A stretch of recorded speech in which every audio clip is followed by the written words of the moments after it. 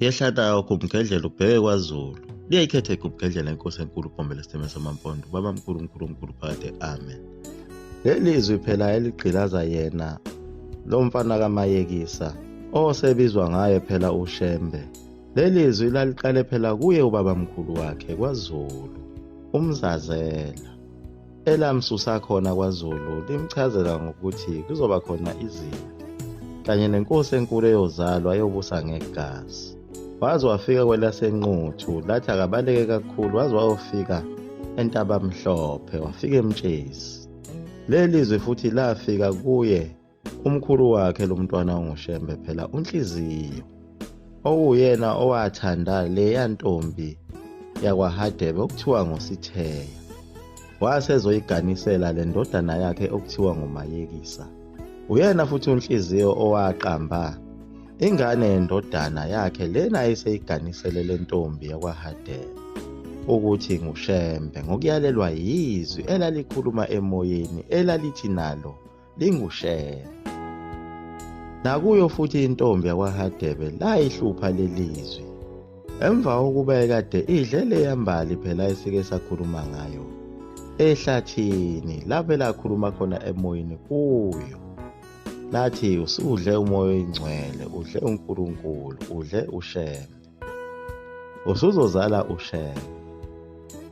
Yilo futhi lelizwe labasusa khona laphaya koNtabamhlophe, lapho laliselibakuthumelela khona phela eHarrismith, ngenxa ukuthi kwase kuzoqala impi yaseSandlwana. Yilo futhi lelizwe lafika kwenye yebutho yensizwa eyayikhona eSandlwana, insizwa yakaMchunu, elathi kuyo ayingabe saqhubeka nokulwa nempi, ayilale phansi izimboze ngezidumbu zabantu abafile, ukuze abelungu bezocabanga ukuthi nayo ifile, bengabe sayibulala ngenxa yokuthi izozala abafundisi bakaNkulunkulu. Iyona nsizwa eyaba nenhlanhla enkulu le nsizwa yakwaMchunu, ngoba lo muntu walelizwi yambona ngqo ubuso nobuso, ngoba yaze yabona ukuthi kwakuyindoda nje ethanda ukuba ncane ngomzimba, inezandla ezincane, eyayithembisa nokuthi iyogcina ifikile ezweni lakubo kwalensizwa emachunweni. Le nsizwa yasemachunini ayibange sayibandakanya kakhulu nazo izimpi zokufecana zakwaZulu, ngenxa yokusaba phela leliya gama elakhulunywa leya ndoda encane eyahlangana nayo empini yaseSandlwana. Nakho sekufika umfundisi uHadebe ezothandazisa phela amabutho akwaZulu ngesikhathi eya empini yakwaNdlovu. Owathi anothi manigwaza nithi ngegama lenkosi amen, okusho ukuthi kwavele kwaqondana naye uNdwandwe kaMdlaka wakalanga, umgwazi wabantu bethi amen eSandlwana. Njengoba umfundisi uHadebe naye seqhamuka nayo futhi lento yokuthi ngegama lenkosi amen mawugwaza umuntu, njengoba phela yena uNdwandwe kaMdlaka wakalanga wagwaza lona ingisi lithandazela ukufa, walilinda lathi maliqeda ukuthi amen wase yaligwaza. Naye uDinizulu lona wayezalwe ngaso isiprofetho sawo amathongo akwaZulu afika kuye phela uCetshwayo. Ngalesi sikhathi ehlezi esibayeni, ehlezi nebutho lakhe, lapho azizwa khona efikelwa isidlozana obukhulu ubuthongo lobu. Lapho asukuma khona wathi gubhubhu, lakhuleka ibandla lathi wena wezulu bayede. Wabe selibikela ibandla ukuthi akeke uthi gozololo, uzwa umzimba wakhe ushona phansi futhi ekhathele kakhulu. Lathi ibandla wena wezulu bayede. Wabe seyahamba eyothi gozololo. Ekulaleni kwakhe kwabe sekufika iphupho, wabona kuqhamuka ezindala ezimpunga ezimbili ezazifake ongiyane ekhanda. Lezi zimpunga ezimbili enye yazo yayithule ithe du, kodwa yesabeka inamehlo avutha umlilo. Enye impunga inkulu yathi mayiqala ikhuluma naye, ikhuluma ngokufuthelana, sakumthethisa impela. Lenye impunga yayingasho lutho nje, le mpunga phela eyayesabeka yona yayilokhu inqekuzisa ikhanda. ubona ukuthi ithi mtshele. Lapho uCetshwayo ulele usejuluke umanzi uthe. Lapho aphaphama khona wavuka wathi gubhubhu ngejubane wayophoseka phakathi esibayeni. Lagxuma la phezulu lonke ibandla ukuthi ngabe uNdabezithi udliwa yini. Kodwa yabuya ingqondo ebuthweni labuye lakhuleka lathi Ndabezithi.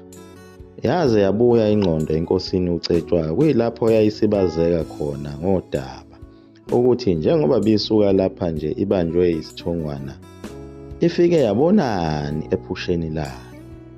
Yabe isichaza inkosi ngawo amakhehla amabili ewaphuphile kanye nako ukwesabeka kwawo nesithunzi sasikuwo lamakhosi angamakhehla. Lathi lelinye ikhehla kuyilona elalikhuluma lambiza ngegama lathi Cetshwayo, uyabona ukuthi unabantwana abathathu abazelwe. Khipha amadoda athembekile ayozibona lezi ngane.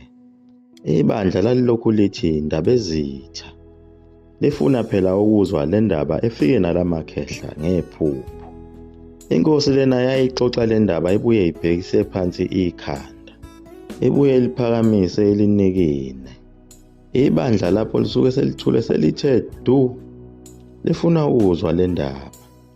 Waqhubeka uCetshwayo wayibeka indaba ukuthi leli linye ikhehla wathi uma eselibhekisisa kahle wabona sengathi kwakuyinkosi uShaka, kanti leli linye lalikhuluma naye ngokuthetha elalilikhulu kwakuwuye uDingane.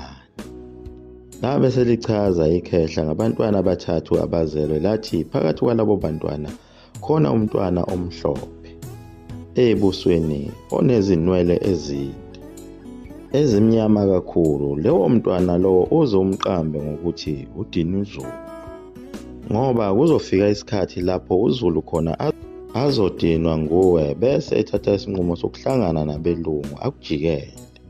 Lowo mntwana nguye oyohlala esihlalweni sobukhosi emva kwakho. Laqhubeka ikhehla layichaza indaba lasho ukuthi uZulu usediniwe lezi zimpi zenu nibanga ubukhosi bantwana bakasenza ngakhona. Izwe lifa njena imibango yenu nibanga ubukhosi baseNdlunkulu ningabandawo. Nibulalana nodwa anihlangene ingakho nje izimpi zinihlula. Ibandla lalilokhu lithi Ndabezitha.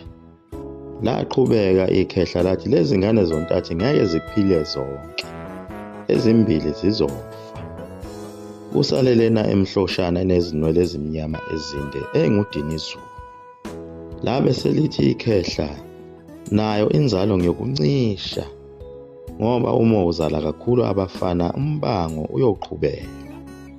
Yathi ungaqeda ukuyichaza le ndaba inkosi yabe siwathuma-ke amadoda athembekile ukuthi awakahambe aye kule mizi eyobheka laba bantwana njengokusho kwekhehla ephushini. Aphuthuma amadoda emzini wasezinhlendleni athola ukaMadwala ebelethe umfana. Aya kwaNobamba athola ukaMagoda ebelethe umfana. Aya kwaGqikazi athola ukaMsweli ebelethe umfana. Nangempela bayithola ingane enjalo kwaGqikazi emhlophe enezinwele ezimnyama ethe nsu ezinde. Njengokusho kwalo ikhehla elisephushini bathuka boma. Nangempela kwaphela izinyanga ezimbili zadlula lezi zinye izingane ezimbili emhlabeni. Kwasala yona leyezele kwaGqikazi. Sabe sesifezeka kanjalo-ke isiprofetho. Laba bantwana babezalwe ngawo phela u-1868. Njengoba naye uShembe ekalelwa kuyo futhi leyo mnyaka, njengoba naye wazalwa ngaso isiprofetho eselikasichaza kakhulu igumgedlela. Naye futhi kwashona abantwana baze bafika ebantwaneni abane ngaphambi kokuba kuzalwe yena. Bobabili labantwana uShembe naye uDinizulu babezalelwe inhloso ethi kayifani, ukuzolamula zona lezimpi zakwaZulu nokuvikela uZulu olakeni lwamaNgisi. Njengoba izwi lilalokhu limthume njalo uShembe limthumela khona kwelakwaZulu, kodwa ngokubambezela kwakhe bayaqhubeka abantu bakwaZulu bangene enkingeni. Cishe kwakuyicebo lakhe uNkulunkulu ukuthi uShembe ebeziqeqesha ngabo abeSuthu, futhi uNkulunkulu emkhombise ukuthi uyabulawana emhlabeni njengoba esecishe wabulawa nayibo abeSuthu. Ngabe kunjani-ke khona kwaZulu? Iyaguqa igumbedlela ngizulu amafutha omkhulu 21 siwaphathe. Amen.